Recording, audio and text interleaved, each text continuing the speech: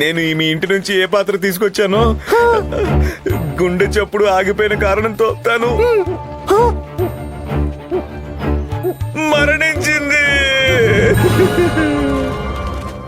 నా పాత్ర మరణించిందా? ఇప్పుడే దానికి అంత్యక్రియలు చేసి తిరిగి వస్తున్నాను. మా పాత్ర మరణించిందా?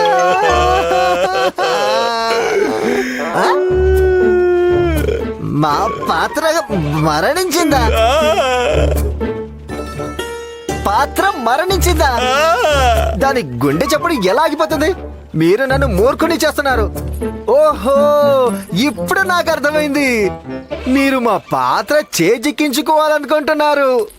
కానీ నేను ఇలా జరగనివ్వను. నాకు నా పాత్ర కావాలి, అది కూడా ఇప్పుడే, ఈ క్షణమే, ఇప్పుడే కావాలి. లేదంటే నేను ఏమైంది గుండుకు? ఎందుకలా కేకలేస్తున్నావు?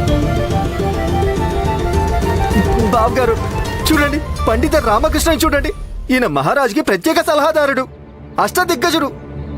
కానీ పనులు ఇంత తుచ్చమైనవా?